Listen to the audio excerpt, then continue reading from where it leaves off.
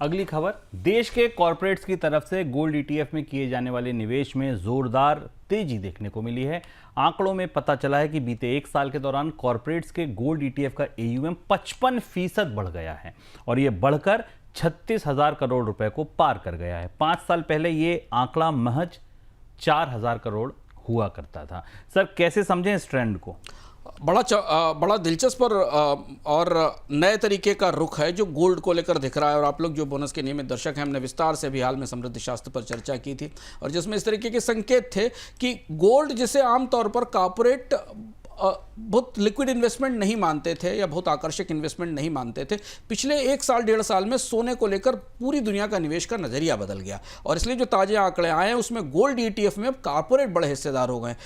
मार्च 2020 में कॉर्पोरेट्स का जो प्रपोर्शन था गोल्ड ईटीएफ के एयूएम में, जितना पैसा उसमें होता है वो 50% था, वो 61.4% हो गया। बड़ी बढ़ोतरी इसमें दिखाई दे रही।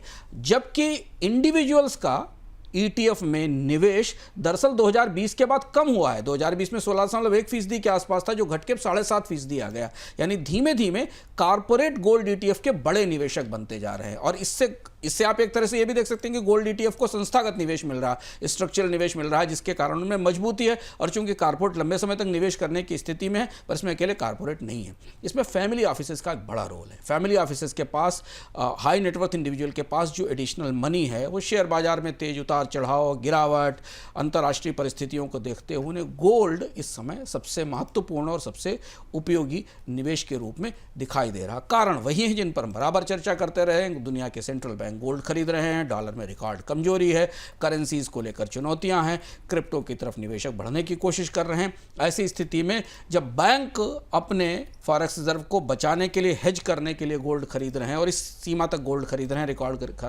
खरीद रहे हैं, तो कॉर्पोरेट और फैमिली ऑफिसेस को भी उसमें रिटर्न दिख रहा है। और इसलिए गोल्ड की कीमतों में और गोल्ड की मांग आने वाले समय में बढ़ते रहने की संभावना है, जो इस ट्रेंड से हमें संकेत मिलते हैं। अमेरिका और भारत के बीच ट्रेड डील जल्द पूरी होने की संभावना जताई जा रही है। खुद अमेरिकी राष्ट्रपति ने इसके संकेत दिए। ट्रंप ने कहा कि भारत के साथ बहुत कम टैरिफ पर डील होने की संभावना है। इस खबर के बीच खबर ये भी है कि डील में भारत की तरफ से मांग की गई है कि चीन के मुकाबले टैरिफ में ज़्यादा रियायत दी जाए। इसके अलावा 2 और डील हैं जिन पर कुछ अपडेट्स आए, जापान के साथ और ईयू के साथ। तो भारत की चर्चा से पहले हम चलते हैं जापान। सर, जापान में बात चावल पर अटकी थी, उसके बाद आगे बढ़ी। ताजा घटनाक्रम क्या है?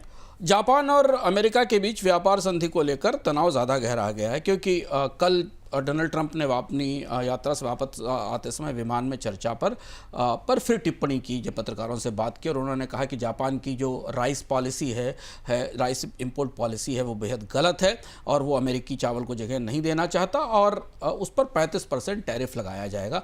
यही बात लगभग उनके जो वाणिज्य मंत्री और वाणिज्य मंत्रालय के अधिकारी हैं उन्होंने भी कही। तो अभी जापान के साथ तो टकराव की स्थिति बनी हुई है। कल की तरह 24 घंटे में कोई बर्फ पिघलने के संकेत नहीं मिले हैं और यह भी संभावना सीमित है कि 9 जुलाई तक जापान और अमेरिका के बीच व्यापार की कोई संधि हो सकती है, क्योंकि अभी वार्ताएं भी शुरू नहीं हुई हैं।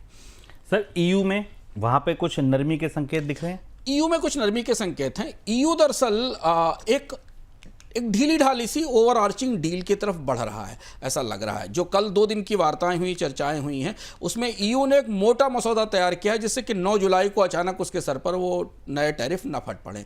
उसमें ईयू ने अपने वरीय क्षेत्रों की सूची रखी है कि इन क्षेत्रों को, कुछ खास क्षेत्र हैं जिसमें कि एरोस्पेस है, जिसमें कुछ निर्यात क्षेत्र हैं, जिन्हें रियायत शुरुआती तौर पर मिलनी चाहिए। कोई बड़ी मेगा डील डोनाल्ड ट्रंप के साथ नहीं होने वाली।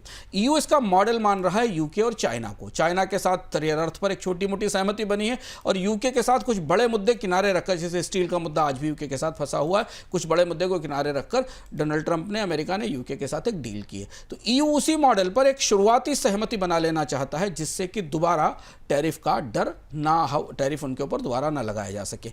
तो शुरुआती संकेत अभी ये हैं कि ये इस तरीके का एक मसौदा चर्चा के लिए गया है, लेकिन अभी 9 तारीख में समय बाकी है। ये घटनाक्रम अभी अगले 2-3 दिन तक और चलेगा, तो इस पर हमें इसके अपडेट्स पर हमारी नजर रहेगी। सर, अब बात भारत की, बात अपनी। क्या स्थिति यहां बनती दिख रही कारोबारी समझौते की? कोई तथ्य खुलकर सामने नहीं है शुभम, लेकिन भारत, डोनाल्ड ट्रंप बराबर कह रहे हैं कि भारत उन्हें बड़ी रियायत देने को तैयार है। ये बात, जबकि ये बात प्रीएम्प्ट करने जैसी है, पहले से कहने की जैसी है और दबाव बनाने की रणनीति जिसे हम लगातार देख ही रहे हैं उस समय से। भारत की तरफ से तो ये नहीं कहा गया कि कितनी रियायत दी जाएगी, कौन से मुद्दे चर्चा के लिए, लेकिन ट्रंप ने फिर कहा कि भारत उनको बड़ी रियायत देने को तैयार है। कल व्हाइट हाउस के प्रवक्ता ने भी कहा कि डोनाल्ड ट्रंप इस संदर्भ में स्पष्ट रूप से जानकारी देंगे कि क्या सहमति बनी है। भारतीय पक्ष ने बिल्कुल अपने आप को इस पे मौन रखा है। भारतीय पक्ष ने कृषि पर समझौता ना करने के संकेत दिए हैं, डेयरी पर समझौता ना करने के संकेत दिए, कुछ हिस्सों में रियायत देने की बात है। यहां भी खींच तान कर ऐसी कोशिश है कि कुछ एक इंटरिम डील जैसी सहमति बना ली जाए, जिससे कि 9 जुलाई की जो आफत है, 9 जुलाई बड़ा टेरर है, तो पूरी दुनिया के बाजारों में आप लोगों से बात करें तो उनकी निगाहें 9 जुलाई की तरफ है कि 9 जुलाई को किसे टाल दिया जाए। लेकिन डोनाल्ड ट्रंप इसी के सहारे कुछ बड़ी चीज हासिल करना चाहते हैं भारतीय बाजार में। भारतीय बाजार में वो अपने कृषि उत्पादों को और बाकी सामानों को बेचना चाहते हैं। तो चर्चा, खींचतान, नेगोशिएशंस अभी भी जारी हैं। भारत की तरफ से बात आगे बढ़ने के कोई संकेत नहीं मिले। डोनाल्ड ट्रंप का कहना है कि भारत डील की रियायत देने को तैयार है। अगले शायद 2 दिन में इस पर कुछ फैसला सामने आने की संभावना है।